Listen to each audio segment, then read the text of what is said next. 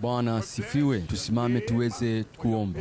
Bwana, tunalibariki jina lako kwa ajili ya uaminifu wako katika kuidhihirisha kweli yako na neno lako kwetu kila wakati. Tunakuomba Bwana ya kwamba siku njema ya leo tena neno lako litaweza kuwa na mguso katika kila moyo na kila maisha na kila muamini na kanisa zima kwa jina la Yesu.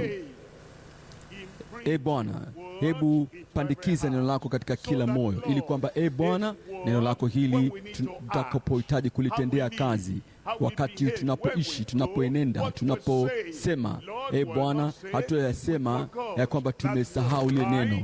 Andika neno lako katika vibao vya moyo wa kila mmoja kwa jina la Yesu. Asante Bwana kwa sababu tunajua kwamba umejibu, kwani ni katika jina la Yesu tumeomba. Nahitaji amen nyingine. Sasa Mungu anahitaji amen kubwa. Mungu akubarikini sana. Unaweza kuketi kama ulikuwa umesimama. Tunakuja tena katika kujifunza neno la Mungu jioni ya leo, na jioni njema ya leo tunaendelea katika ule waraka kwa watu wote wa Yakobo, na leo tunatazama Yakobo sura ile ya 3, na leo naanzia mstari wa 8. Bali ulimi hakuna awezaye kuufuga, ni uovu usio na mipaka, ulio na sumu ya kufisha. Anaposema ulimi hakuna awezaye kuufuga, anazungumza juu ya mwanadamu wa kawaida, anazungumza juu ya mtu wa kiasili. Hapa anazungumza juu ya mtu wa dhambi, anazungumza juu ya mtu aliye katika anguko, anazungumza mtu yule wa kimwili, na mtu ambaye hana wokovu wa kweli na kujiweka wakfu kwa kweli na kujitoa kukamilifu kwa Bwana. Mtu ambaye hana kule kushawishika kuweza kuwa mtii kwa neno la Mungu, huyo mtu ndiye ambaye hawezi kufuga. Kumbuka ya kwamba ulimi umeunganika na moyo, na kama moyo haukutahiriwa, basi ulimi kadhalika haukutahiriwa. Kama moyo haujaokolewa, basi na ulimi nao kadhalika hauwezi kufugwa. Kama moyo hauwezi kudhibitiwa, basi ulimi hauwezi kuwa chini ya udhibiti. Na ndio maana anasema, bali ulimi hakuna awezaye. Hakuna mtu asiyeokolewa, hakuna mtu asiyeokoka, hakuna mtu wa kimwili, hakuna mtu wa kidhambi, hakuna mtu wa kuigiza, hakuna mtu wa kidini tu kimazoea awezaye kuufuga. Ni ulimi usiotulia, umejaa sumu iletayo mauti. Angalia mstari wa 9 ule Yakobo sura ya 3, anasema kwa huo twamhimidi Mungu Baba yetu. Hapo anasema, anaposema twa, hazungumzi juu ya yule mtume peke yake, hazungumzi juu ya watumishi wa Bwana tu. Anaposema kwamba kwa kalamu, kwa lijamu tunadhibiti farasi. Anaposema kwa lijamu kwa kamba tunaiongoza merikebu. Kuna wale mabaharia, na ndio maana anaitumia ile kauli kwa ujumla, ulimwengu, sisi watu wa dunia. Anasema kwa huo twamhimidi Mungu, mtu wa kawaida, hata baba yetu, na kwa huo twawalaani wanadamu. Wale mitume walikuwa hawalaani, waamini walikuwa hawalaani. Anazungumza juu ya mtu wa kawaida, anasema kwa huo mwanadamu wa kawaida huwalaani wanadamu waliofanywa kwa mfano wa Mungu. Katika mstari wa 10 anasema katika kinywa kile kile, kutoka au kupitia katika ulimi ule ule, kupitia katika mtu yule yule ambaye anahubiri, kutoka katika mtu yule yule hutoka baraka na laana. Ndugu zangu, kama utabaki kuwa ndugu, kama hujarudi nyuma, kama bado tu wateule wa Mungu, kama bado tu watoto wa Mungu, anasema ndugu zangu, haifai mambo hayo kuwa hivyo.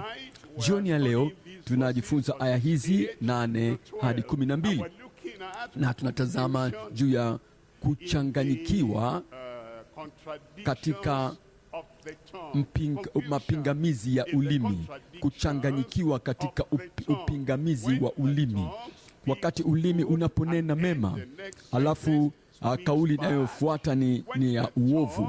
Wakati ulimi unapoinua, alafu katika wakati huo huo ulimi huo unaponda, unaangusha watu. Wakati ulimi unapotia moyo, alafu kauli nyingine inayofuata inavunja moyo. Ni kuchanganyikiwa, kule kuchanganyikiwa na kupingana kwa ulimi, kule kupingana katika kule kuchanganyikiwa katika mapingamizi ya ulimi. Mambo matatu tunatazama. Jambo la kwanza ni yale mapingamizi ya ulimi usiokuwa na uthabiti katika moyo usiookolewa. Daima tafadhali elewa ya kwamba ulimi ndio ambao unazungumza kilichomo moyoni, na tunasema ule ulimi ni mbaya, na kwa hakika ni moyo ulio mbaya. Kile ambacho mkono unafanya, tutaweza kuulaumu mkono kwamba huo ni mkono mbaya, ule ni mkono katili, lakini wajua kabisa ya kwamba ni moyo mkatili. Na miguu yaweza kwenda mahala pale, mahali miguu iendapo, sio tu ile miguu, zile nyayo, ni ule moyo, ni ule moyo unaoazimu kwamba, unaoongoza kwamba unaelekeza kila mahali. Kwa hivyo tunazungumza juu ya ulimi usiokuwa na uthabiti, lakini ni kwa hakika ni moyo usiokuwa umeokolewa unaoleta aina hiyo ya moyo ya ulimi usiokuwa na uthabiti. Jambo la pili, tunaangalia ile hukumu ya ulimi usiofugwa katika moyo usiotahiriwa. Wakati moyo unapokuwa haukutahiriwa, ulimi utakwenda huku na kule. Wakati moyo unapokuwa hauna udhibiti, wakati moyo unapokuwa haukutakaswa, wakati moyo unapokuwa haukuokolewa, wakati moyo unapokuwa si safi, wakati moyo unapokuwa hauna tohara, wakati moyo unapokuwa haukutakaswa, huo ulimi utatangatanga, utakuwa ukielezea mambo ambayo yataleta hukumu. Jambo la tatu ni mchango wa ulimi usio na lawama katika moyo ulio kama Kristo. Ndicho tunachokitaka, ndiko tunakokwenda huko, ndicho ambacho ni shauku yetu, ndicho ambacho tunapaswa kukiombea, ya kwamba mioyo yetu iweze kuokolewa, mioyo yetu iweze kutahiriwa, na mioyo yetu iweze kusafishwa, na mioyo yetu iweze kuwa kama Kristo. Na wakati moyo unapokuwa kama Kristo, basi ulimi utafuata nyayo hizo, na ulimi utakuwa usiokuwa na lawama. Ulimi utakuwa hauko na unajisi, utakuwa haukutiwa doa. Ulimi utasema kile ambacho kitajenga maisha ya wengine, utajenga maisha yako kwake mwenyewe mwenye ulimi ule, na kujenga maisha ya watu wanaomzunguka. Tuje katika kipengele cha kwanza sasa. Tunazungumza juu ya yale mapingamizi ya ulimi usio na uthabiti katika moyo usiookolewa. Katika vizuri, tunakuja katika Yakobo sura ya 3 ile, na tunaanzia mstari wa 8. Yakobo sura ile ya 3 mstari wa 8 anasema, bali ulimi hakuna awezaye kuufuga, ni uovu usiotulia, umejaa sumu iletayo mauti. Angalia mstari wa 9, anasema kwa huo twamhimidi Mungu Baba yetu, twamhimidi Mungu Baba yetu, na kwa huo twawalaani wanadamu. Huko ndiko kupingana, kubariki watu na kumbariki Mungu na kumsifu Mungu, na kwa ulimi huo huo twawalaani watu. Itaonyesha katika upande mwingine upendo, itaonyesha upande ule mwingine hasira. Na wakati upendo na hasira vinapotoka katika ulimi ule ule, kuna kupingana hapo. Na ndio maana nasema kwa hawa watu wasiookolewa, hawa watu wanawake wasiookolewa wanambariki Mungu, na halafu wanalaani watu ambao wameumbwa katika ule mfano wa Mungu. Angalia mstari wa 10. Angalia mstari wa 10, anasema kutoka katika kinywa hicho, anasema katika kinywa kile kile hutoka baraka na laana. Kupingana kwa jambo la kwanza, kuna baraka alafu kuna laana inatoka humo humo. Kuna cha kupendeza kitokacho humo na kuna chenye kuumiza kitokacho humo humo. Kuna kitu kitiacho nguvu kitokacho humo na kadhalika. Kuna kitu kinacho rubuni kitokacho humo humo kadhalika, kule kupingana. Na alafu tuambiwa kwamba tunaposoma katika mstari ule wa 11 sasa anasema, je, chemchem katika jicho moja hutoa maji matamu na maji machungu? Anasema ya kuwa hii ni isiyokuwa ya asili.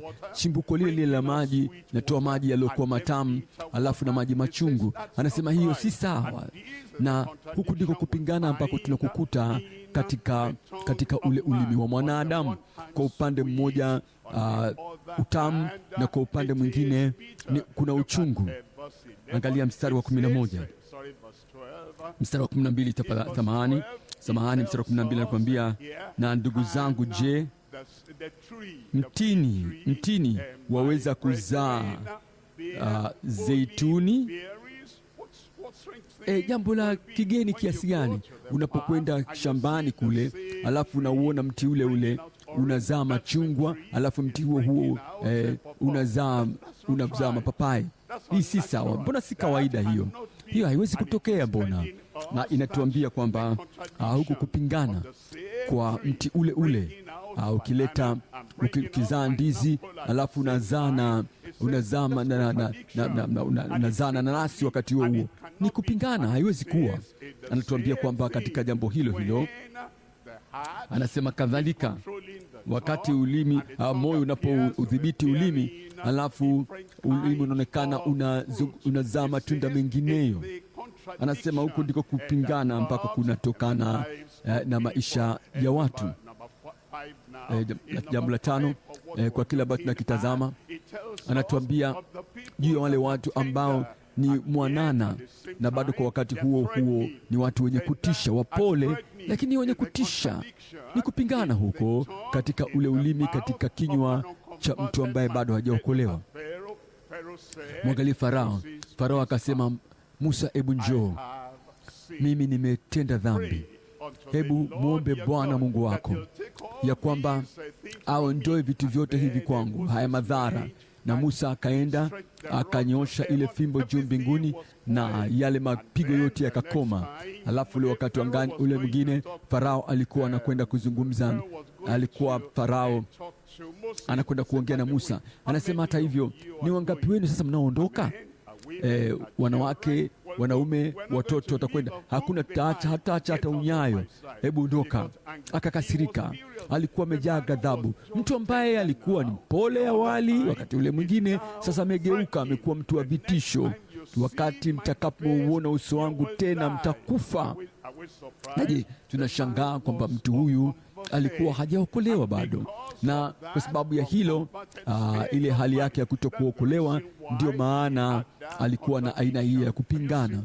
Ndio umeshaona watu namna hiyo wako karibu na wewe, wanaokuzunguka, wanaonekana kuwa wapole, wanaonekana kuwa wenye upendo, lakini ghafla tu hatujui linalotokea ya kwamba sasa ni wenye kutisha, ni watu wakatili. Kule kupingana kunaonyesha ile hali ya moyo. Jambo la 6, kuna maungamo na kuna tamaa. Tunazungumza juu ya Balaamu. Balaamu alikuwa yeye ndiye ambaye alizungumza juu ya kuwa Mungu, kama Mungu hutaki mimi niende, basi sitaenda. Akawaambia watu waliotoka kwa Balaki kwamba nendeni kamwambie bwana wenu ya kwamba kama nyumba yako itakuwa imejaa fedha na dhahabu, sitakwenda pamoja nanyi, sababu Bwana ameniamuru nisiende nanyi. Balaki akatuma watu wengine, watu wenye heshima zaidi kuliko wale wa kwanza. Akasema, hebu ngoja niende nikaombe. Mungu akasema, kumbe wataka kwenda wewe, basi nenda. Alifurahi sana. Alafu akaenda, na alipokuwa kenda, malaika akakutana naye, kisa wakijua kile, na yule punda akageuka huku akageuka na kule, na yule punda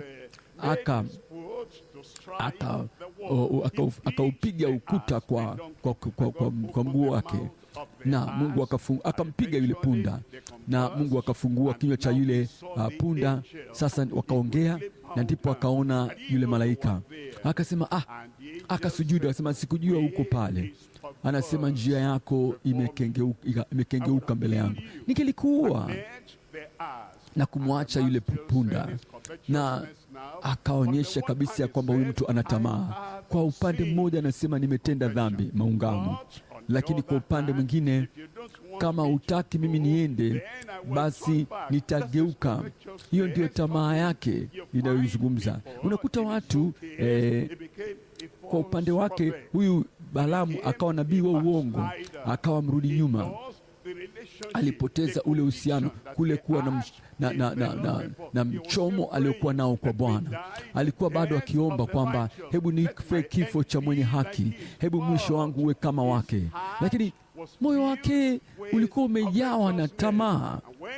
Na alipokuwa kuweza kuipata ile fedha, akamshauri Balaki ili kwamba aweke ukwazo juu ya Israeli, na akawaleta wale wanawake wa Kimoabu ili kwamba wanaume wa Kiisraeli waweze kuanza kufanya dhambi, nao wafanye uasherati na wanawake wa Kimoabu, na maelfu yao wakafa. Na ndilo ambalo Balaki alilitaka hilo, na yule mtu alikuwa na moyo wenye upande mmoja, anasema naungama, nasikitika, lakini kwa upande mwingine ile tamaa bado inatokeza kutoka katika kinywa chake. Jambo lingine ambalo tutaliona hapa ni kule kuwa kwa baraka na kule kuweko kwa laana. Balaamu alikuwa akiwabariki watu na bado alilete uharibifu, alilete laana. Na unapojikuta ya kwamba huku wala huko kule, wewe si uliyekuwa chanya wala si wa kinyume kabisa, na ulimi wako unaweza ukawa chanya, na ulimi wako, ulimi ule unaweza ukawa wa kinyume. Kumbuka ya kwamba sio ule ulimi tu, ile nyama ambayo ni laini, ulimi ambao hauna hata mfupa. Si swala ule ulimi wenyewe, ni ule moyo. Ni kwa sababu moyo wako haujaokolewa bado, haujageuzwa. Ni kwa sababu maisha yako hayajaokolewa bado. Ni kwa sababu ile nafsi yako bado si ya kutegemewa, si ya kutumainiwa, na ndio maana una baraka na uharibifu vyote vikitoka katika kinywa hicho. Lakini jambo la 8, kuna sifa na kuna manunguniko. Wana wa Israeli walikuwa ndio kwanza wametoka katika kupita kwenye ile bahari ya Shamu iliyokuwa imegawanyika. Upande huu sasa wakaanza kumpa Bwana sifa. Kutoka sura ile ya 15 mstari wa 11 asema, ni nani aliye kama wewe katikati ya miungu? Ni nani aliye kama wewe, mwenye utukufu katika utakatifu, wa kutisha katika sifa, atendaye maajabu. Sasa hao wana wa Israeli wakawa na furaha sana, wamehamasika, wanamsifu Mungu. Angalia mstari wa 24 sura hiyo. Sasa angalia, ndipo watu wakamnungunikia Musa wakisema, tunywe nini? Unapojikuta wewe mwenyewe katika ibada unamsifu Mungu, na wala hata hujatoka bado katika mazingira ya hapa katika nyumba ya ibada, ndio kwanza umetoka kumwabudu Bwana, kwa ulimi huo sasa unanungunika na unalalama na unazungumza mambo ambayo hayaneneki. Na sio ulimi wako tu, ni swala la moyo wako.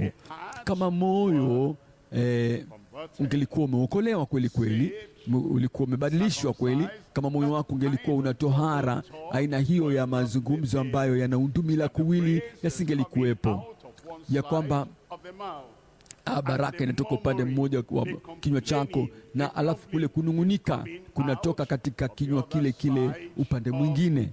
Si sawa.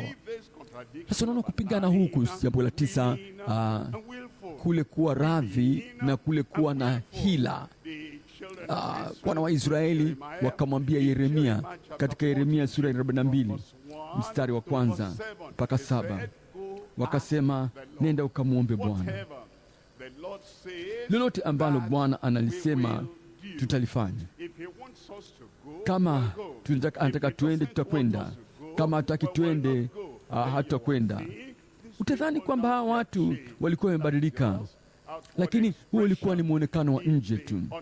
Kwa upande mmoja walionekana kwamba wako radhi, lakini ukiangalia sura ya 44, angalia mstari wa 16, 14, 16, neno lile ulilotuambia kwa jina la Bwana, sisi kwa jina la Bwana sisi hatutakusikiliza. Lakini walikuwa radhi katika sura ya 42, lakini sasa walikuwa wenye hila katika sura ile ya 44. Anasema hatutakusikiliza. Unamwona mtu anapiga mbio kwenda fundisha Biblia, sitaki kuchelewa mie, nataka kukuta kila kitu, nataka kupata kila kitu, wako radhi. Alafu baada ya kusikia neno la Mungu, tubuni na kuiamini Injili.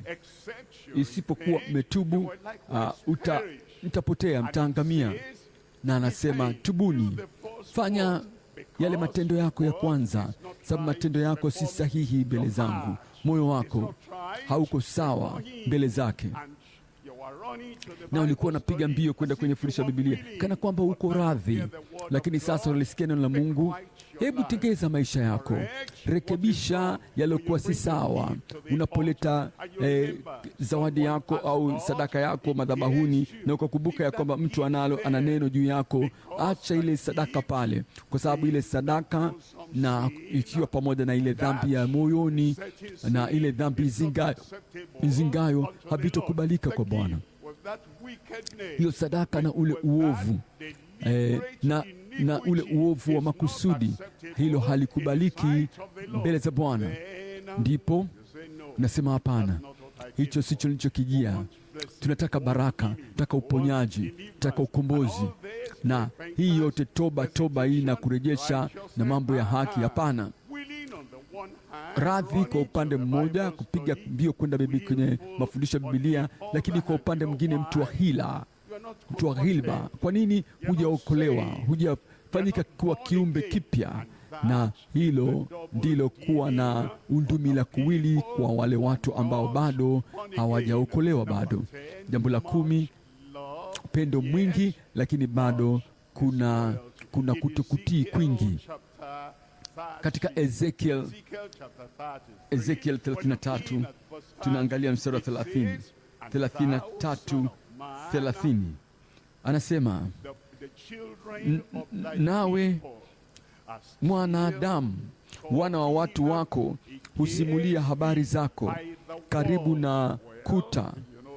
Kama unajua wale watu wanakuja kama kuja kwao wajavyo.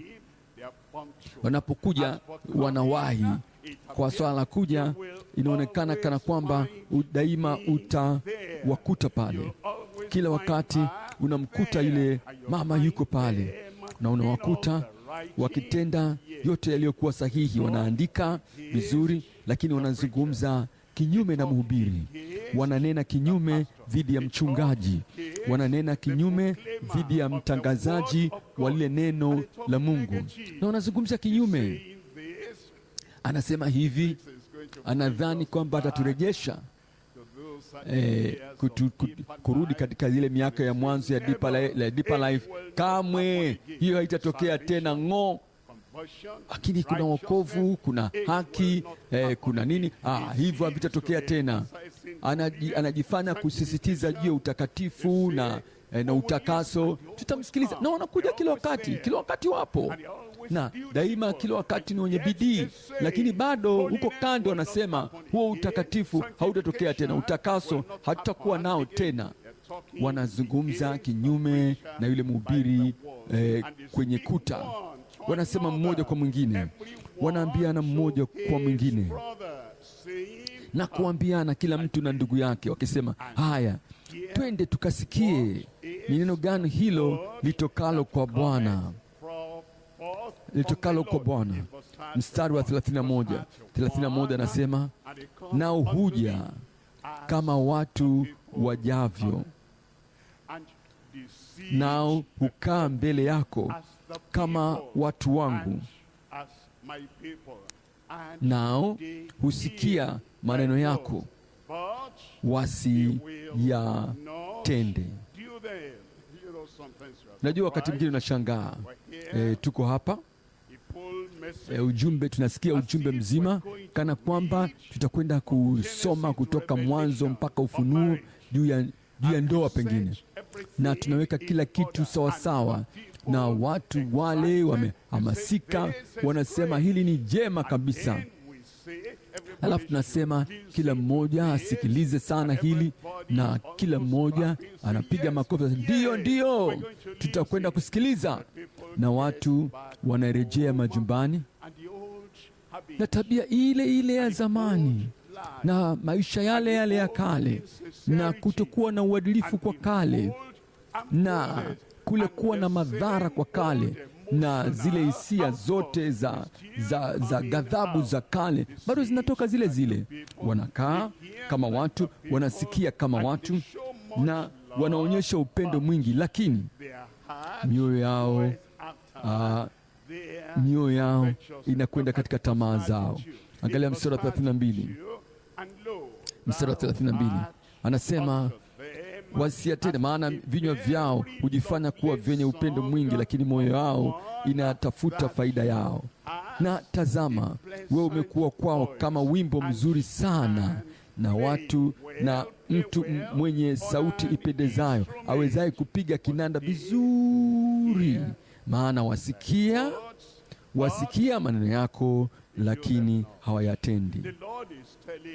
Bwana anatuambia ni kwamba kama tukiwa na aina hii ya kuwa hapa na kule, kijivujivu,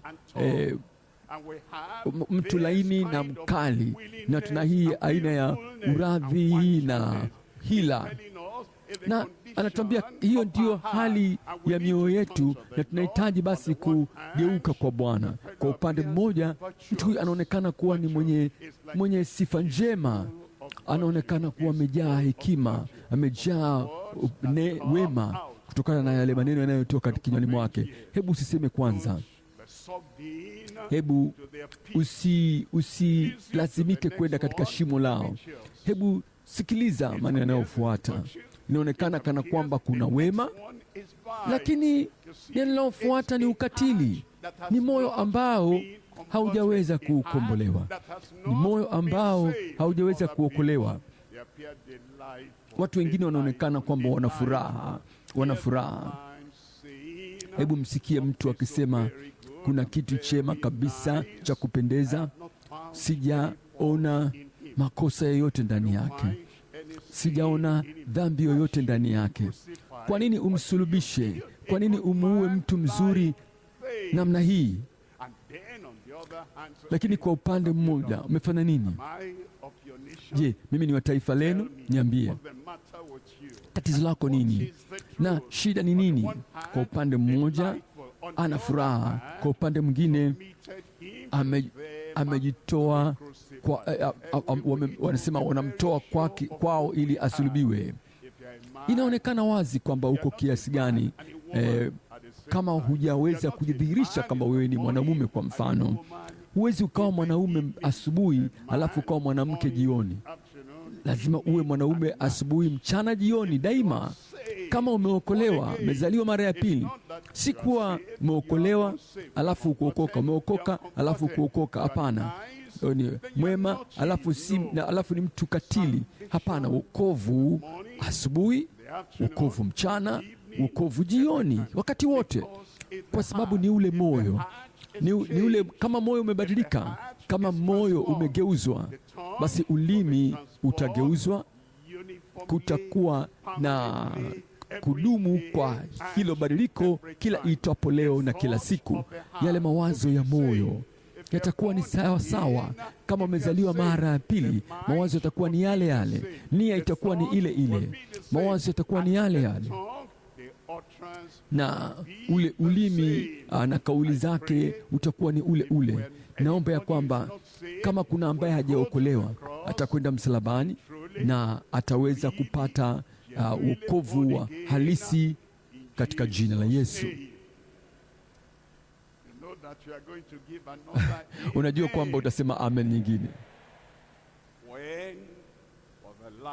Ilikuwa ni lini mara ya mwisho ulipomwona yeyote ambaye anaomba kweli kweli akiwa ameshawishika? Lini ulipomwona mtu yeyote katika mafundisho haya ya Biblia anajinyosha madhabahuni akiacha kila kitu na kusema, mimi nimegundua, mimi imenipasa kuweza kuokolewa? Na kama huoni kitu chochote cha namna hiyo, si ajabu kwamba tunakuja na bado, kwa sababu moyo bado haujaokolewa, kwa sababu moyo haujapata badiliko, sababu moyo haujapata mageuzi. Na ndio maana tuna aina hii ya undumila kuwili hapa pale, kuna kijivujivu, nyeusi nyeupe huku, uovu mwema wema, kama Farao, kama Balaam, kama Nebukadreza, kama Herode. Lazima uzaliwe mara ya pili, lazima uokolewe. Tunakuja kwenye kipengele cha pili sasa. Kipengele cha pili tunaangalia hukumu ya ndimi zisizofugwa katika mioyo isiyo tohara. Shauku ya Bwana ni kutahiri mioyo yetu, na ndio maana alitoa ile ahadi ya kwamba nami nitawatahiri mioyo yenu. Hii sio tohara ya Musa, hii sio tohara ya mtu yeyote, hii ni tohara ya yeye Bwana mwenyewe. Anasema yeye ataitahiri mioyo yetu na mioyo ya watoto wetu, ili kwamba tuweze kumpenda Bwana Mungu wetu kwa mioyo yetu yote, kwa nafsi zetu zote, na kwa akili yetu yote na nguvu yetu yote, ili tuweze kupata kuwa hai. Sio kuishi na kufa na kuishi, ili kwamba tuishi daima, tuishi kwa haki daima. Sio kuishi kwa haki na kwa udhalimu, hapana. Tuishi kwa utakatifu, sio kuishi kwa utakatifu na kuishi kwa udhalimu, hapana. Tuishi kwa uadilifu, sio kuishi kwa uadilifu alafu na kuishi katika hila. Tuishi katika hali ya haki, sio namna ya kinafiki, alafu tena baadaye tunaonekana kuwa watu wa wazi. Pale kunapokuwa kuna huu uovu utokao katika ulimi, yaonyesha wazi kwamba hatujaruhusu Mungu aweze kuitahiri mioyo yetu. Nami naomba ya kwamba Bwana atatahiri kila moyo kwa jina la Yesu. Tunaangalia tena katika kitabu cha Yakobo sura ya 3 kuanzia, tunatoa tafsiri pale. Hapa tunaangalia jambo la kwanza, anazungumza juu ya aina ya maisha ambayo watu huishi kwa ndimi zao. Jambo la kwanza, ndimi za ujanja, ndimi janja. Wanaonekana ni wajanja lakini ni wenye hila. Ule ulimi janja unaonyesha ile namna ya moyo ambao bado haujaguswa na Bwana. Jambo la pili, tunaona ndimi zenye uongo, watu ambao wanasema uongo kwa ndimi zao. Alafu anatuambia katika Zaburi ya 5 mstari wa 9, anasema hapo hakuna uaminifu katika vinywa vyao, huwezi ukawategemea wanachokisema. Anasema mimi ni mshirika. Anajiita kuwa mshirika kwa sababu anakuja kanisani. Nimeokolewa. Anajiita kuwa ameokolewa kwa sababu kuna mtu haraka alimchukua kandoni mwa maji akamzamisha katika maji. Mimi nimetakaswa. Ni kwa sababu siku moja alinyoosha mkono wake, anasema nimetakaswa, lakini kumbe kunyosha kwake mkono hakukuwa na kutakasa moyo, hakulete badiliko la mahusiano kati yake na mume wake. Mume wake amekuwa akijaribu kuonyesha wema, upole, upendo, huba na kujaribu kutii kile ambacho tunajifunza, lakini yeye anabaki vile vile daima. Anaweza akavaa uso wa upendo, lakini moyo mkatili. Kwa hiyo tunahitaji kupata kuelewa kihalisi wale ambao wana ndimi ambazo ni zenye ghiliba, sio watu wa Mungu. Angalia mstari ule, anasema mtima wao ni shimo tupu, koo lao ni kaburi wazi, ulimi wao hujipendekeza. Hayo ndio madhihirisho ya ulimi katika wale watu ambao bado hawajaokolewa, watu ambao bado hawajazaliwa mara ya pili. Alafu jambo la tatu anasema wanazungumza juu ya ndimi zenye uovu. Anasema kwa nini wana uovu? Anasema yule muovu kwa sababu ya kiburi cha muonekano wake hata mtafuta Mungu.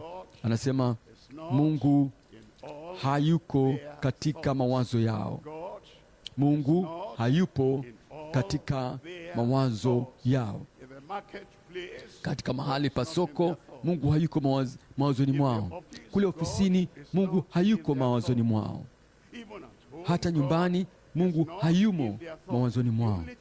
Wakati pekee wanapowaza juu ya Mungu ni tuko katika ibada, tunaimba kwa Bwana, tunaomba kwa Mungu wetu na tunajifunza Biblia. Hao ndio wakati peke yake ambapo Mungu yuko mawazoni mwao. Lakini wanapotoka tu pale, wako ndani ya daladala, wapo ndani ya bajaji, wanakutana na majirani, wanapika kwenye jiko moja na jirani yao, na wanatumia pengine sehemu moja na wale majirani zao, mahali pa kutekea maji, wanaanza kugombana. Hivi unafanya nini hapo? Hujui kwamba sisi tuko hapa? Ni watu ambao ni kama wakatili, wanaweka kikwazo kwa ajili ya wengine, unajikwaa kwao, sababu Mungu hayumo katika jumla ya mawazo yao. Angalia, anasema katika mstari wa 7, anasema kinywa chake kimejaa laana na udanganyifu na hila. Alafu anasema katika chini ya ulimi wake kuna hila na uovu, na ni yote kwa sababu ya moyo. Kama utakwenda kuwa na kauli iliyonyoka, kama utakwenda kuwa na maisha yaliyonyoka, moyo wako lazima ugeuzwe. Alafu jambo la 4 ni ulimi mwenye kiburi. Angalia Zaburi ya 12 mstari wa 3. Bwana ataikata midomo yote yenye kujipendekeza, nao ulimi unenao maneno ya kiburi. Angalia mstari wa 4, waliosema kwa ndimi zetu tutashinda, midomo yetu ni yetu wenyewe, ni nani aliye Bwana juu yetu? Hilo ndio tatizo. Wanasema Mungu hatudhibiti, wanasema Kristo hatudhibiti, wanasema neno la Mungu halitudhibiti. Hayo, kinachotudhibiti ni ndimi zao, ni midomo yao. Jambo la 5, ndimi zidanganyazo, wale wadanganyao. Jambo la 6, ndimi zidanganyazo. Katika Mithali sura ya 6 mstari wa 16, 6:16, Mithali 6:16 anasema kuna vitu 6 anavyovichukia Bwana wakati huu na milele. Bado Mungu ni yeye yule alichokichukia wakati ule, bado akichukia wakati huu. Alichokichukia katika wana wa Israeli, bado akichukia na awaye yote anayedai kuwa ndani ya kanisa leo na anadai kuwa ni Israeli wa Mungu, na bado wanafanya kwa ndimi zao kile ambacho Bwana anakichukia, na kile ambacho anakichukia katika kizazi kile anakichukia katika kizazi tulichokuwa nacho. Na kama wafanya mambo ambayo Mungu yuachukia, bado hujazaliwa mara ya pili. Wewe si mtoto wa Mungu, wewe si mfuasi wa Kristo. Utazame maisha yako na kusema kile ninachokitaka ndicho ninachokitenda, lakini ndugu yangu, unachokipenda Mungu anakichukia, na unafanya hilo daima pasipo kufikiri juu ya Mungu. Mungu hayupo katika mawazo yako, na kwa sababu hiyo sasa nafanya ninachokitaka, nafurahia kufanya ninachokitaka. Kuna watu waovu ambao wanafurahia kuwatendea wengine vibaya. Watumishi wao wanafurahi kuwatesa watu wa kidhambi, watu wabaya ambao wanaofurahia kuvunja ahadi walizoziweka. Tutakufundisha kwa miaka mitatu. Baada ya kufundisha kwa miaka mitatu, tutakupatia hiki na kile. Sasa miaka mitatu imepita, miaka mitatu imepita, na ulisema kwamba mtanilipa. Alafu anatabasamu, anapenda aina ya kuwachanganya watu wengine, na watu wale wanapaswa kujua, kwa sababu hujazaliwa mara ya pili, sababu wewe si mtoto wa Mungu. Unachopendezwa nacho Mungu anachukia. Mambo haya Bwana anayachukia. Naam, viko 7 vilivyo chukizo kwake. Angalia mstari wa 17. Macho ya kiburi, ulimi wa uongo, na mikono imwagayo damu isiyo na hatia, Mungu anayachukia. Angalia, soma yote mstari wa 18. Moyo uwazao mawazo mabaya, miguu iliyo miepesi kukimbilia maovu. Mstari wa 19, shahidi wa uongo, asemaye uongo, naye apandaye mbegu za fitina kati ya ndugu.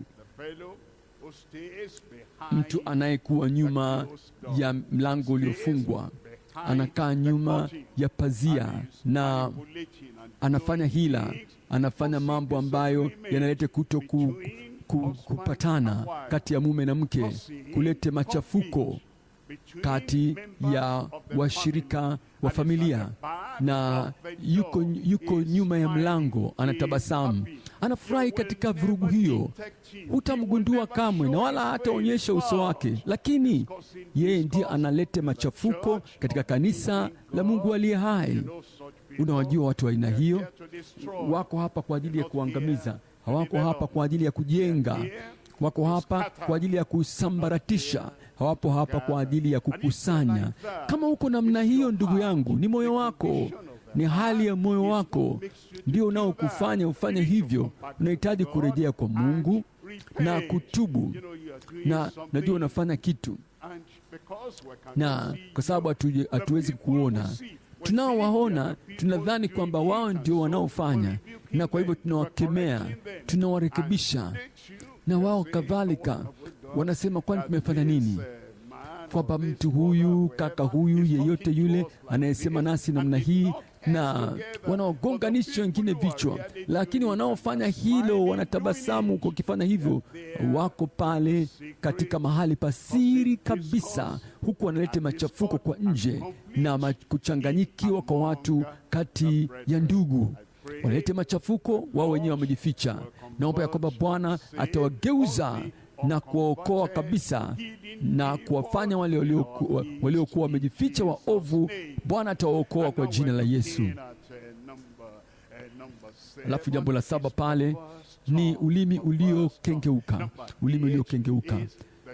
Namba 8 ni ulimi ulioteseka. Ulimi ulioteseka.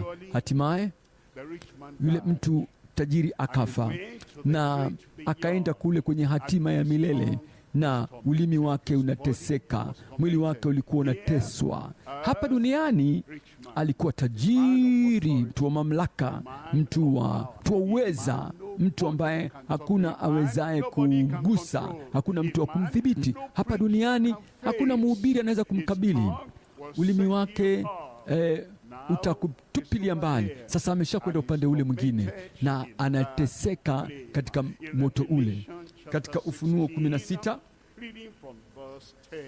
Ufunuo 16:10, na huyo wa 5 akakimimina kitasa chake juu ya kiti cha enzi cha yule mnyama, ufalme wake ukatiwa giza, wakatafuna ndimi zao kwa sababu ya maumivu. Mstari 11, wakamtukana Mungu wa mbinguni kwa sababu ya maumivu yao, kwa sababu ya maumivu yao na kwa sababu ya majipu yao, wala hawakuyatubia matendo yao. Hao watu hao wanaofuata ule mnyama, wanaomfuata mpinga Kristo, wanakufuru na kukufuru na kukufuru. Hukumu ikaja, ndimi zao zilikuwa na maumivu katika yale mateso, na ndivyo ambavyo itakuwa kwa wale wote ambao hawajaokolewa, watu ambao hawajageuzwa, watu ambao hawajabadilika, na watu ambao wamekengeuka. Jambo la tisa linaloonekana ni ule ulimi wa sumu. Ile sumu ya fira iko chini ya ndimi zao. Jambo la 10 ni ule ulimi usio na lijamu. Kama mtu akionekana kuwa ni mtu wa kidini, mwenye bidii katikati yenu, mtu wa kujitoa katikati yenu, mtu aliyejiweka wakfu katikati yenu, mtu mwenye kutoa huduma kati yenu, na wala haudhibiti ulimi wake, huyo mtu dini yake, huyu mwanamke dini yake haifai. Ulimi usio na lijamu. 11 ni ulimi wenye kunajisi, ulimi ambao unajisi maisha ya watu wengine. Katika Yakobo sura ya 3:5, Yakobo 3:5, vivyo hivyo ulimi nao ni kiungo kidogo, nao hujivuna majivuno makuu. Angalieni jinsi moto mdogo uwashavyo msitu mkubwa sana. Mstari wa 6, na ulimi ni moto ule, ulimwengu wa uovu. Hao ndio wale ambao bado hawajaokolewa, wale ambao bado hawajaokoka, wale ambao bado hawajatakaswa kutoka katika uovu wao. Ulimi ni ulimwengu wa uovu, ulimwengu wa uovu, ule ulimi. Na ndivyo ulivyo ulimi katika viungo vyetu, kwamba na ulimi ni ule moto, ulimwengu wa uovu, ule moto, ulimwengu wa uovu, ule ulimi umewekwa katika viungo vyetu, nao ndio utiao mwili wote unajisi. Uwasha moto mfulizo wa maumbile na uwasha moto wa jehanamu. Ule ulimi ambao bado ambao hawajaokolewa unachangia sehemu yake, na unawasha moto moto wa maumbile na huwasha moto wa jehanamu. Umewashwa kwa moto wa jehanamu, umewashwa moto wa jehanamu. Hivi unaamini kweli ya kwamba neno la Mungu ni kweli, ya kwamba kile unachokifanya kwa ulimi wako unawanajisi watu kwa ulimi wako, kwa mazungumzo yako?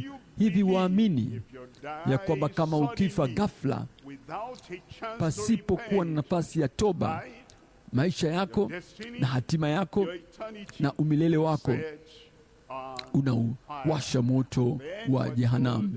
Alafu naambiwa la 12, usiofugwa, ulimi usiofugika, haudhibitiki.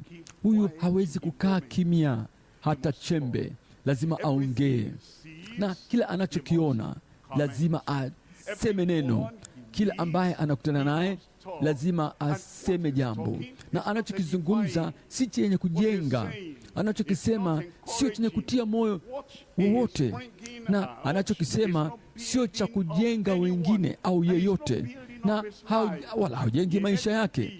Na bado yeye sio mtu wa fikara, na yeye si mtu wa kufikiri, ya kwamba hafikiri ya kwamba huu ulimi usiofugika utakuondosha kutoka katika ile kweli, utakuondosha katika hasira. Unasema mimi sijakasirika. Hebu angalia kinachotoka katika ulimi wako. Una ghadhabu, hapana, mimi sina ghadhabu. Hapana, una ghadhabu. Angalia Nebukadreza alivyoongea, na angalia unavyoongea na wewe una ghadhabu, na wewe unapinga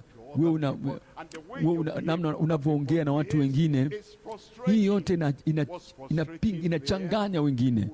Nini cha kuchanganya hapo? Tunahisi kule kuchanganyikiwa.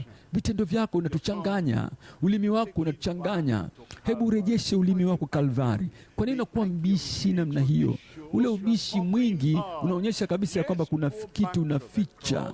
Hebu turejee msalabani, na alafu ulimi wetu utageuzwa, ndimi zetu zitafugika, ulimi wetu utakuwa mkweli, ulimi wetu utakuwa wa msaada, tutawasaidia watu wengine. Tafadhali kumbuka ya kwamba si tu kule kuwa na ule ulimi au mkono, kile kinachofanya mkono ndicho ambacho moyo unakiagiza, moyo unaongoza. Si ulimi tu na mkono, ile miguu yako iendako, sio ile miguu tu.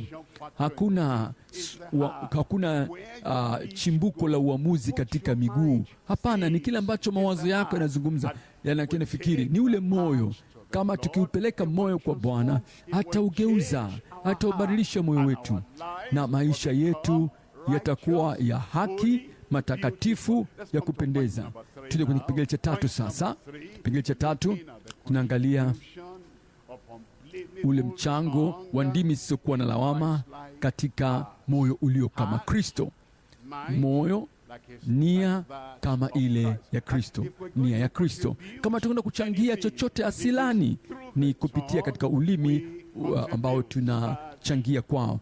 Hiyo inaanzia na yule mhubiri. Kama mhubiri atakwenda kufundisha yeyote, kama atamwongoza yeyote yule, kama atamfundisha habari njema yoyote, ni kwa ulimi wake. Lakini kumbuka, maandiko yako katika ulimi, yako ndani ya moyo, na katika kile kiujazacho moyo kinywa hunena.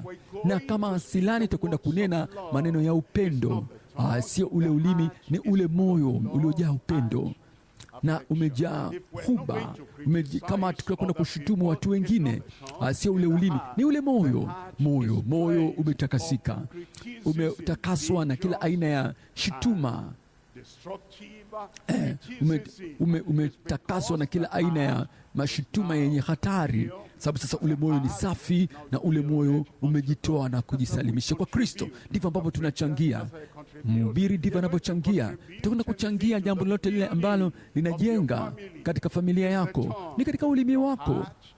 Moyo wako uko katika mwelekeo sahihi, unafikiri katika jambo sahihi, unapanga jambo lilokuwa sahihi ndani ya moyo, na alafu ulimi wako kadhalika utachangia katika kule kujenga familia yako. Kama utakwenda kuangamiza familia yako, kama utatawanya familia yako, kama utakwenda kulete kutokuwa na upendo katika familia yako, ni kupitia katika ulimi. Ni ule ulimi ambao ndio unachangia. Na kama wewe ni mtu wa biashara na una wateja, na wale wateja watakuja kurudi na walirudi tena, ni ulimi wako ndio unachangia katika kurudi kwao wale wateja. Namna unavyoongea nao wateja wako, namna unavyohusiana na wateja wako, na ule ulimi una mchango mkubwa katika kuwarejesha wateja wako. Kama utakwenda kuwafundisha watoto wako na kuwalea katika ile njia ya Bwana, ulimi wako ndio chimbuko kubwa la kurudi kwao kwa Bwana. Unawafundisha, unapowafundisha, unavyoelekeza, unavyoongoza, ni ule ulimi ndio hasa unaochangia kisawasawa katika kule kuwafundisha wale wanao.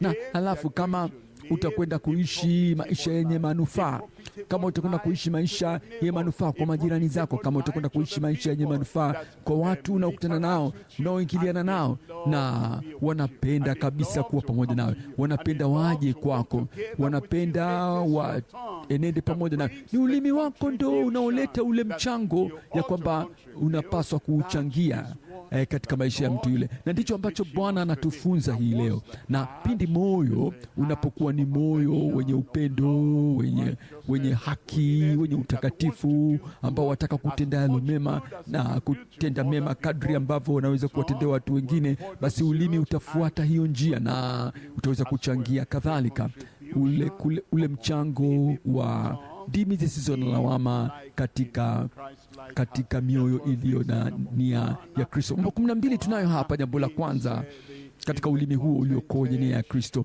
ni ule ulimi uliotosheka. Ulimi uliotosheka. una furaha, ni ulimi usiotaka kitu kwako ambacho huwezi kukitoa, na kwa sababu moyo umetosheka, basi ule moyo umeridhika, ule ulimi nao kadhalika utakuwa umeridhika, umetosheka. Jambo la pili ni ule ulimi mwanana, na kwa sababu moyo kadhalika ni mwanana na si moyo ule wa kijiwe. Bwana ameondosha ule moyo wa kijiwe na amebadilisha ule moyo wa kijiwe na kuweka moyo wa nyama. Kama moyo umekwisha kuwa wa nyama laini, basi ulimi nao utakuwa laini, na maneno yatokayo katika ulimi laini yatakuwa maneno laini, maneno ya upole, maneno yenye kupendeza, yatajenga watu wengineo. Jambo la tatu ni ule ulimi wenye upole, na kwa hakika katika Mithali, katika sura ya 31 mstari wa 26, Mithali anasema ukifungua kinywa chake kwa hekima. Kuna watu ambao wanaonekana wenye hekima kwa nje nyumbani mwao, anaonekana mwenye hekima nje ya familia yake, wanafungua kinywa chao kwa hekima, na anasema kama sitafungua kinywa chao kwa hekima, huyu mteja mbona hatanunua? Wenye kuchuuza, ni wafanyabiashara, wanafungua vinywa vyao kwa hekima. Unapoongea na majirani, unapoongea na wafanyakazi wenzake huko nje, wanafungua vinywa vyao kwa hekima sana. Lakini wanaporudi nyumbani sasa, wanaacha ile hekima kule ofisini. Sasa wako nyumbani, naongea na yule mwanamke, na kwa hivyo mwanamke, unataka nini? Kwa nini usionyeshe ile hekima ya ulimi ambao umeonyesha huko nje na wateja wako? Kwa nini uko namna hiyo nyumbani? Wakati mwingine mwanamke, kila mtu anampenda sana, ni mwanamke mwema wa kupendeza, ndiyo nje, kwa sababu kwa nje anafungua kinywa chake kwa hekima, lakini kurejea nyumbani anaongea vyovyote vile. Huyu ni mume wangu, kwa hivyo naweza nikampatia ile sehemu ya hasi ya kinywa changu. Kama umezaliwa mara ya pili, umetakaswa, hakutakuwa na maneno ya kinyume ya moyo wako. Na hapa anazungumza juu ya nyumbani, anazungumza mambo ya nyumbani, kwamba nani awezaye kumpata mke mwema? Anasema thamani yake ni kupita marijani, na atamtendea mema mume wake kila wakati, kila siku, na wala si mabaya. Alafu anakuendelea, alafu anasema mstari wa 26 ule, hufumbua jambo endelevu, sio wakati uliopita, sio wakati ujao. Mume wangu, hebu niangalie, mambo yanakwenda kuwa mazuri, mwaka ujao mapato kuwa mazuri. Hapana, mwaka huu leo ndicho tunachokijua leo. Fumbua kinywa chako kwa hekima leo. Hufumbua kinywa chake kwa hekima, na sheria ya wema katika ulimi wake. Huifanya kuwa sheria kwake yeye mwenyewe. Kila wakati napofungua kinywa changu, natumia ulimi wangu kwa mume wangu, na mume wangu, sio dhidi ya mume wangu. Na utumia ulimi na mume wangu, na ushirikisha ulimi wangu na mume wangu, kwa maana ya kwamba kufungua ulimi, kinywa chako kwa upole. Alafu jambo la tatu ni ulimi wenye mafunzo, uliofunzwa. Isaya 50, Isaya, ulimi uliofunzwa. Iwe ni mwanamke, uwe mwanamke ambaye ajifunzaye. Lete kule kujifunza kwenye ulimi wako, alafu tumia ulimi uliofunzwa. Hebu jifunze jinsi mumeo anavyohisi unavyokuwa na aina ya kuweka mshinikizo na unaongea kwa ukatili. Hebu jifunze mkeo unapoongea naye, unapomzabua kwa maneno, na unajifunza jinsi ambavyo watoto wako wanaokwenda kujificha pale unapoleta yale maneno ya hasira na ghadhabu. Yale maneno ni mabaya na kuwacharaza kama kwa bakora. Hebu tuwe na ulimi uliofundishwa. Isaya 54, Bwana Mungu amenipa ulimi wa hao wafundishwao, nipate kujua jinsi ya ni jinsi ya kumtegemeza kwa maneno. Yeye aliyechoka huniamsha asubuhi baada ya asubuhi, huniamsha sikio langu lipate kusikia kama watu wafundishwao. Watu wanaosoma Biblia sana, alafu wanatoka na wanasema na wewe, hatujui kwamba wamesoma nini katika Biblia.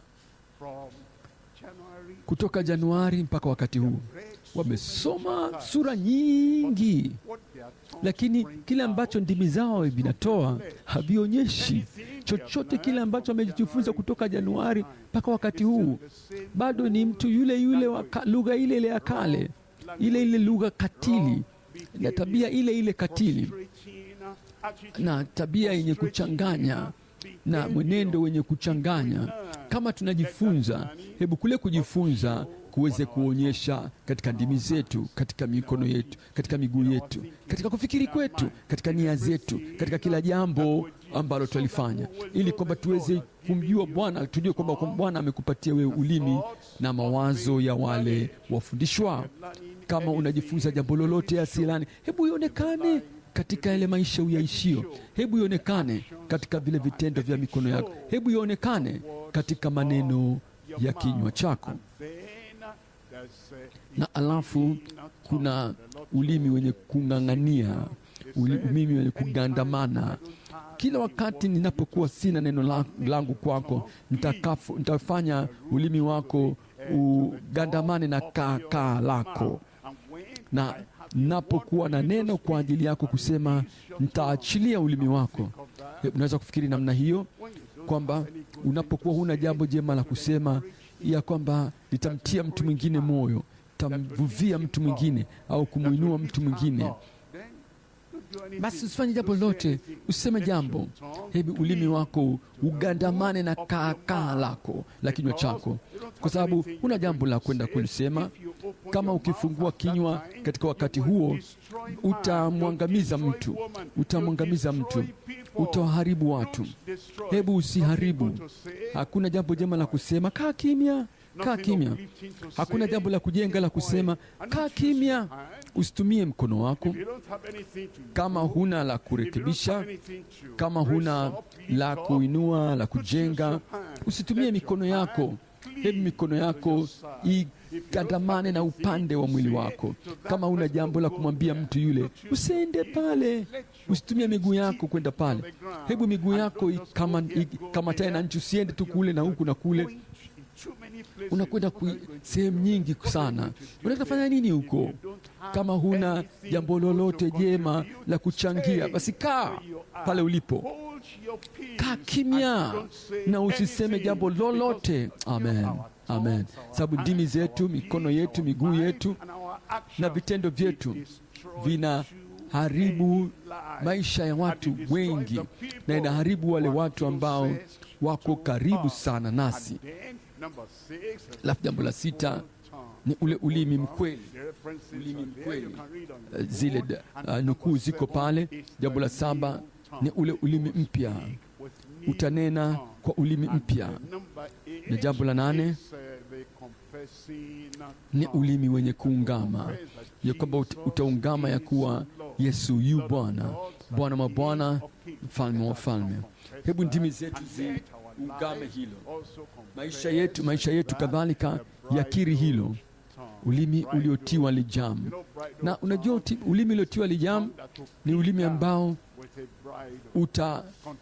utakandamizwa kama kwa lijamu. Dhibiti, sio kuongea kila wakati na kila siku. Unawakwaza watu kwa yale uyasemayo. Kama ungelikaa kimya, ukimya wako usingeliwakwaza. Kama ungelikuwa umekaa kimya, kuwakamata wengine, kukaa kwako kimya kusingeliwachanganya wengine. Nilisikia juu ya vijana fulani, na walikuwa wanatafakari juu ya kuangamiza maisha yao. Walikuwa wanataka wasingelifikiri kujinyonga kama wasingelichanganyikiwa, wasingelichanganywa. Na mtu alisema jambo na akafikiri kwamba naishi kwa ajili gani? Kama huwezi kuwajenga, kama huwezi kuwafariji, kwa nini usikae tu kimya na kuomba kwa ajili yao? Mahali pako pasiri unasikia hata watu wazima na mtu mzima na mwanamke mtu mzima katika miaka yao ya 80 wanalia na kusema, ni lini? Ni lini nitakapojiondokea katika maisha haya? Kwa nini niko hai? Kuna watu wazee zaidi yao, nasoma juu yao, wana miaka 102, 103, 110, wana furaha na wanataka kuendelea kuishi. Unajua kwa nini? Sababu watu ambao wanawazunguka hao watu wazima, wazee hao 101, 105, 110, wanazungumza mambo mema juu yao, wanazungumza mambo mema kwao, na wanataka kuendelea kuishi na watu ambao si watu wazima sana, si wazee, wamechanganyikiwa na wanalia na wanasema hivi, hii mbona inachanganya sana? Maisha marefu ni mzigo mzito, kwa sababu ya mikono ya watu inayowazunguka, wanachowatendea, kwa sababu ya ndimi za watu wanaowazunguka, wanachokisema. Hawafurahii maisha, wako tu wanavumilia maisha. Lakini kama asilani tutakwenda kuchangia kuchangia, basi tutatia lijamu ndimi zetu ili tukaweze kuwa wa manufaa kwa watu, tusiwachanganye kwa ndimi zetu, kwa vitendo vyetu. Na halafu kuna ulimi uliozuiliwa katika Petro wa kwanza sura ile ya 3. Petro wa kwanza sura ile ya 3 mstari wa 10 anasema, kwa maana yeye apendaye, atakaye kupenda maisha na kuona siku njema, auzuie ulimi wake usinene mabaya, na midomo yake usiseme hila. Usiseme hila. Kuna watu ambao wanafanya mchezo na wanacheza kamari na maisha, wanacheza kamari na udanganyifu, na wakati mwingine, bahati mbaya sana, inatokea katika manyumba, mume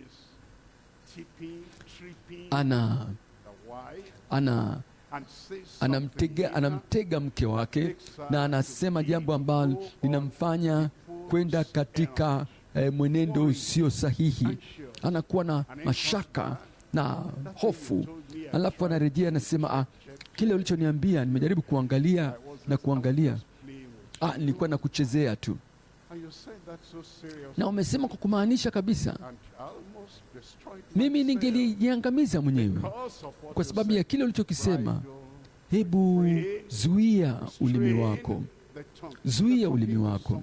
Unaongea na mtu unayempenda, na kinachotoka katika kinywa chako sio kitu ambacho kinanena upendo, sio kinachoonyesha pendo, sio kinacho tafsiri upendo, kinatafsiri uongo, kinatafsiri ukandamizaji. Zuia ulimi huo. 11 ni ulimi wenye kusifu. Zakaria alikuwa ni bubu miezi hii yote, ambapo mkewe Elizabeti alikuwa na ujauzito wa Yohana Mbatizaji. Sasa mtoto akawa amezaliwa, akafungua kinywa chake, na jambo la kwanza la yeye kusema ni utukufu kwa Mungu, akimsifu Bwana. Unaweza kumsifu Bwana kila wakati namna hiyo, umekuwa kimya, unapofungua kinywa chako hakuna maneno ya hasira, msifu Bwana. Katika jambo la 12 ni ulimi ujengao wenye kufunza. Ni vema tunene maneno matano katika, afadhali ninene maneno matano katika lugha inayoeleweka kuliko maneno 10,000 katika ulimi, katika lugha isiyojulikana, ili niweze kuwajenga, ili niweze kuwafundisha wengine. Tumejifunza mengi leo juu ya ulimi katika uhusiano na moyo leo kwa mara nyingine tena. Na Bwana anasema tumesikia haya, hii ndiyo njia, basi enenda ukatende. Hebu Bwana amjalie kila mmoja wetu neema ili kutenda kwa jina la Yesu. Amen nyingine kubwa. Hebu tuinuke pale tulipo, tuseme na Bwana katika maombi. Sema na Bwana kile ambacho Bwana amedhihirisha, na unajua kwamba moyo ndio kitu halisi. Nahitaji nikuulize, je, umezaliwa mara ya pili? Usikwazike. Tenda kazi, shemasi, usikwazike. Wewe ndugu yangu wa ulinzi, mwanakwaya, usikwazike. Mhubiri, mratibu, mtenda kazi, je, kweli umeokoka? Je, kinywa chako kinadhihirisha ya kwamba umezaliwa mara ya pili? Usikwazike. Ndio maana niko hapa kukusaidia uweze kujizoazoa na kuweza kufikiri upya ile namna moyo wangu ulivyo na ulimi wangu ulivyo nyumbani na mke wangu, namna ulimi wangu ulivyo kwa mume wangu, ile namna mikono yangu inatenda, ile namna miguu yangu inavyoenenda, ile namna ninavyotenda. Je, inaonyesha kwamba kweli nimeokolewa? Sio kwa sababu unafanya jambo lolote kwangu ambalo linaweza kunizuia. Lazima niwe zaidi ya hayo kwa miaka mingi hii sasa, lakini kwa sababu ya nafsi yako wewe mwenyewe. Je, umeshaokoka?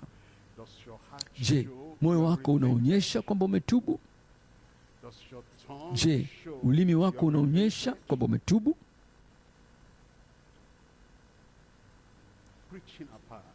Achana na kuhubiri, achana na kuimba, kutenda na kazi kanisani weka pembeni, shughuli za kanisani weka pembeni, jina lako, cheo chako cha kikanisa weka pembeni. Swali kubwa, je, umeokoka? Je, moyo wako umegeuzwa? Je, moyo wako umebadilika? Umeokoka? Umetahiriwa? Umetakaswa? Umekuwa safi, umesafishwa? Ulimi wako unazungumzaje juu ya hadithi ya ndani ya moyo wako? Mwambie Bwana, ili kwamba tusiwe watu wa kubeba tu dini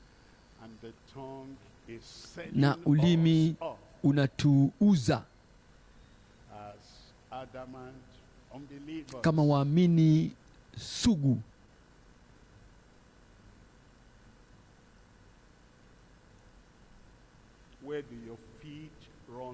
Miguu yako inakimbilia wapi? Nyumbani kwa rafiki wa dhambi ndiko moyo wako uliko, na jambo lile na waka ndani ya moyo wako. Miguu yako inakimbilia katika mambo ya uovu, ni moyo. Unaandika nini? Unaandika nini? Unatuma ujumbe gani wa maandiko? Unatuma nini kwa watu? Kwa mkono wako. Sio mkono, ni moyo. Moyo uliookolewa, moyo uliotahiriwa, moyo uliosafishwa, moyo uliotakaswa utatoa maelekezo kwa mikono na utakuwa ukichangia kwa uchanya kwa maisha ya watu. Hutanajisi maisha ya awali yote. Hutamchanganya yeyote. Moyo wako unapokuwa umeokolewa, umejiweka wakfu kwa Bwana, umetahiriwa na Bwana,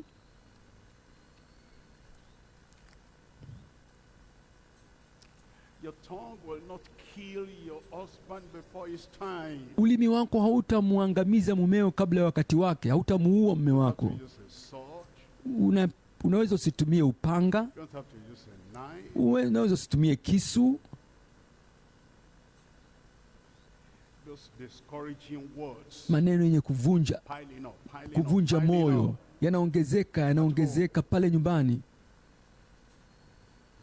Can kill the man Hilo laweza before his kumuua time. huyo mumeo Maybe kabla ya wakati wake. hypertension. Unampatia shinikizo kubwa la Maybe damu, cardiac problem. unampatia matatizo ya moyo, magonjwa ya moyo, And can weaken na kumdhoofisha the strong man of the house. na kumdhoofisha yule mwanamume wa nguvu wa shoka wa nyumbani. Mikono Your yako, action, vitendo vyako, your feet, miguu yako, your attitude. mtazamo wako, It's all from the heart. yote yanatoka moyoni.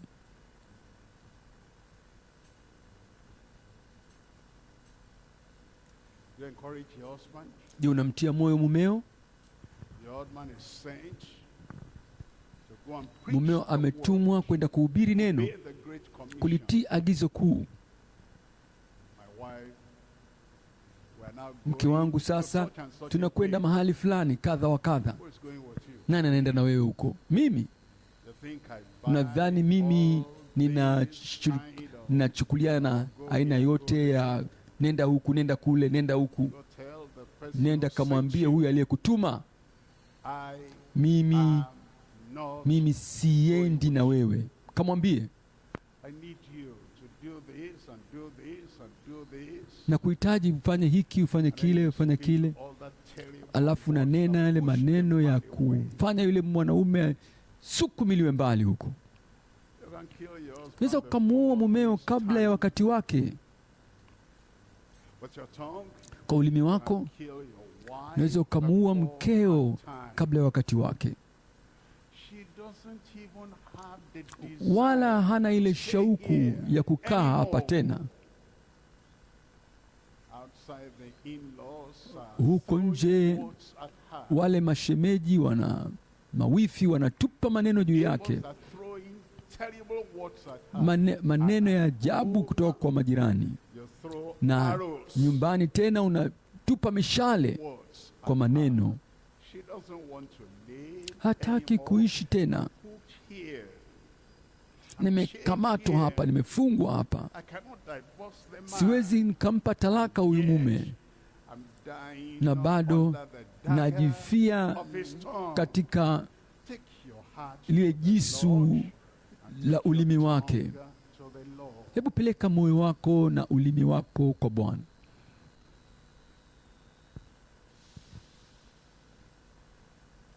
Don't be like the people of Usiwe kama watu wa Ezekiel's days. siku za Ezekieli. Let us go and hear Hebu twende tukasikie the word maneno ya of prophet.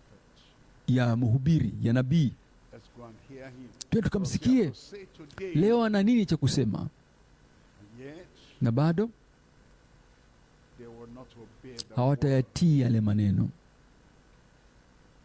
He told Jeremiah, Walikamwambia Yeremia, ask nenda from the mouth kaulize of the Lord, toka katika kinywa cha Bwana, and we will do na everything tutafanya you kila say. kitu ambacho unasema. And he sent Jeremiah Na wakamtumia for the ujumbe full Yeremia herald, kwa pray, seek, kumwagiza, ask, nenda kaombe, stay at the altar. kaa madhabahuni And the ukamtafute Lord Bwana. gave him the word. Bwana akampatia When he neno, came to the akaja people, kwa wale watu.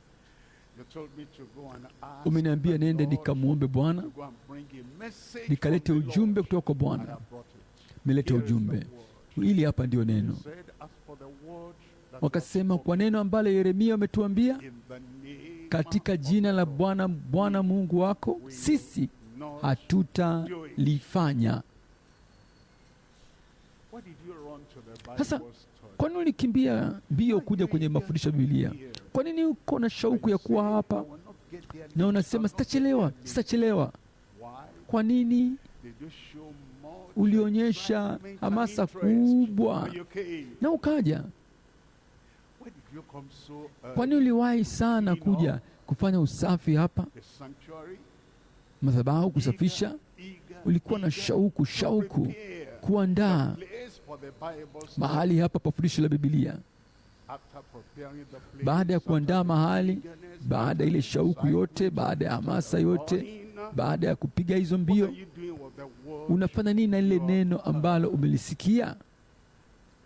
No change in the heart, Hakuna badiliko la moyo, no change in your hakuna tongue, badiliko katika ulimi wako, no change in your action. hakuna badiliko katika vitendo. Why you reading so many chapters Kwa nini of the unasoma sura Bible nyingi every za day? Biblia kila siku, And the thing does not affect na your heart, doesn't affect your usomi huu wa tongue. Biblia haubadilishi moyo wako wala ulimi wako? Tell the Lord, Mwambie Bwana, bring that heart lete huo moyo to Christ kwa Kristo, and let him change, na hebu Bwana abadilishe transform, na kugeuza turn around na kubadilisha the heart for the better. moyo wako kuwa bora zaidi. Then Na halafu the tongue ulimi will speak utanena right words maneno sahihi that will contribute ambayo to the yatachangia katika kujenga building up of your life, jenga maisha yako, building up of the lives jenga around maisha you, and building up ya watu wanaokuzunguka, of your home, na kujenga of your kadhalika familia family, building yako, up na kujenga of the lives of your children, maisha ya building wanao, up na kujenga church of the living kanisa la Mungu words aliye hai, that edify, maneno yenye kujenga, words that encourage. maneno yenye kutia moyo. You've stayed too long, Mekaa sana, too long, mekaa too long sana sana on this low katika level. mahali hapa pa chini. Come on, Panda juu, go forward. songa mbele. Let the tongue Hebu become ulimi new, ufanyike kuwa mpya, kind, wa upole, loving, wa upendo, considerate, wa kufikiri, thoughtful, wenye fikra, merciful, rehema, edifying, ujengao, profitable. manufaa. The tongue. Ulimi wako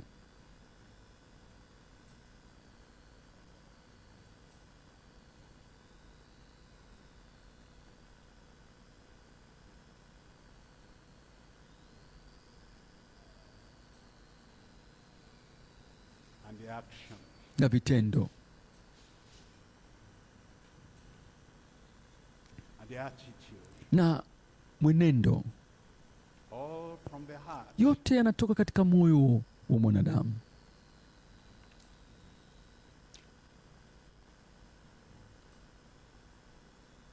Change. Badiliko, Turn.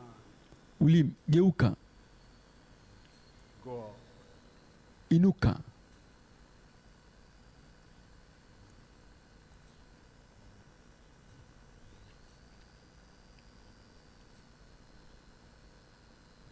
I will. When you nita go out of the auditorium, unapo, don't say I will not. nitabadilika. Unapotoka katika kutaniko hili, usiseme mimi nitakuwa vile vile nilivyokuwa.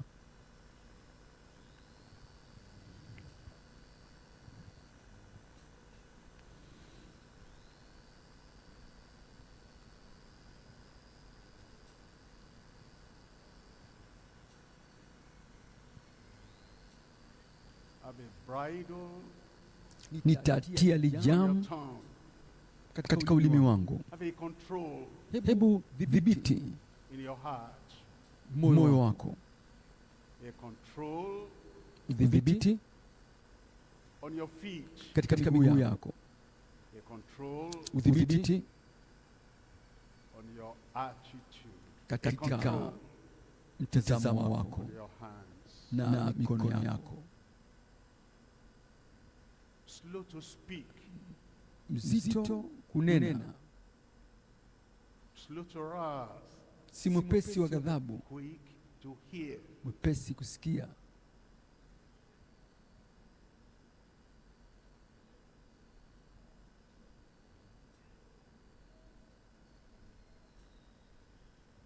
If for mansions on high, Kama kwa ajili ya there is majumba just one word. ya mbinguni wachoka, Just obey. kuna neno moja tu, Just obey.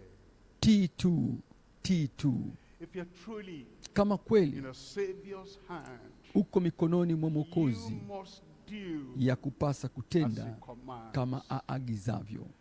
Don't stop to reason Usikome why. kuuliza, usisite kwa kuuliza kwa nini. There is just Kuna one thing to neno do. moja tu kutenda. Just obey. T2, Just obey. T2. As God spake to men Kama in Bwana days alivyosema gone by, na watu He has siku spoken to zilizopita, us now today. amesema nasi brother, leo. My sister, Ndugu yangu, this kaka yangu, is true. hii ni kweli. When the Savior speaks to you, Mwokozi anenapo nawe, when the Spirit speaks to you, Roho anenapo nawe, when the message comes to you, ujumbe there ujapo is but kwako, one thing. kuna jambo moja Do kufanya. Just obey. T2, Just obey. T2.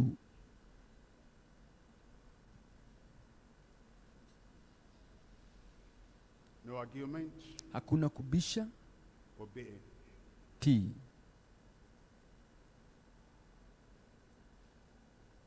No debate. Hakuna mdahalo. Obey.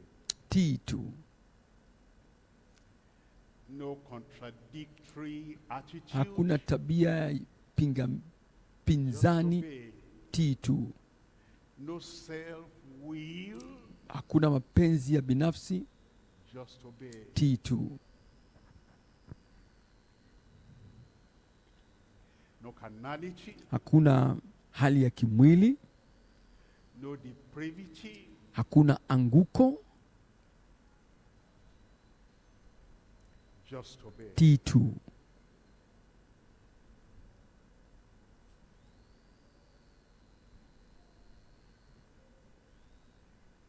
No old habits. Hakuna tabia za kale Taking hold of you. Just zinazokukamata. T2.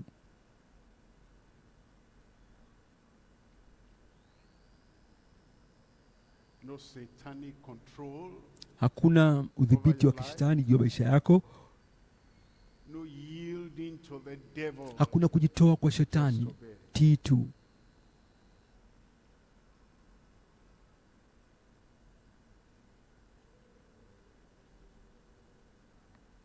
In Jesus' Kwa jina la name Yesu we pray. tumeomba. Father, Baba, we do thank you, tunakushukuru the loving God you wewe are, Mungu mwenye to upendo reveal jinsi your gani, might kudhihirisha to nia yako us. kwetu. And who are we? Na tu nani Because kwa you kuwa wewe love Bwana us. watupenda, And because na you kwa do kuwa not wewe Bwana want us to hupendi perish in our tuangamie own katika way. njia zetu za And so kale. you Na kwa hivyo spoke Bwana umenena in your katika word neno by lako your kwa Spirit and Roho through our wako na Lord kupitia Jesus Bwana wetu Christ. Yesu Kristo And through the na kupitia scriptures, katika Lord, we maandiko. Bwana, pray twaomba that your ya kwamba word neno will lako take effect litakuwa na in every utendaji heart, katika in kila every moja ya life, maisha in yetu kwa Jesus' jina la name. Yesu.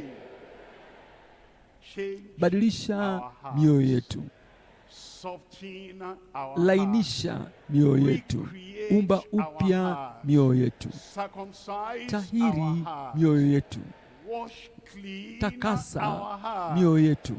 And Lord, Na we pray Bwana, it will tutakuomba affect ya kwamba our itakuwa tongue. na mguso katika ndimi zetu. Utatahiri ndimi zetu, utafanza upya ndimi zetu, utazizuia ndimi zetu, na Bwana utazitia lijamu ndimi zetu, utalete maneno mapya ya kutia moyo kupitia katika ndimi zetu, kujenga watu wanaotuzunguka kwa jina la Yesu. Na unapogeuza mioyo yetu, vile vitendo vya mikono yetu vitabadilika. Ule mwenendo wa miguu yetu utabadilika mwelekeo, na mawazo ya nia zetu kadhalika yatabadilika kwenda katika mwelekeo sahihi. Nia zetu zitakuwa nia za Kristo, na maisha yetu yatachangia kwa uchanya katika maisha ya watu wanaotuzunguka na kwa maisha ya washirika wa familia zetu na katika ukuaji wa kanisa kwa namna ya uchanya kwa jina la Yesu. Na Bwana, tunaomba ya kwamba hili halitakuwa badiliko la kitambo, litakuwa badiliko la kudumu, ya kwamba badiliko na mageuzi na kule kuokolewa, kule kujiweka wakfu, ile tohara ya moyo vitabakia na kudumu katika maisha yetu hata Kristo ajapo. Asante Bwana kwa majibu. Kwa jina la Yesu tumeomba.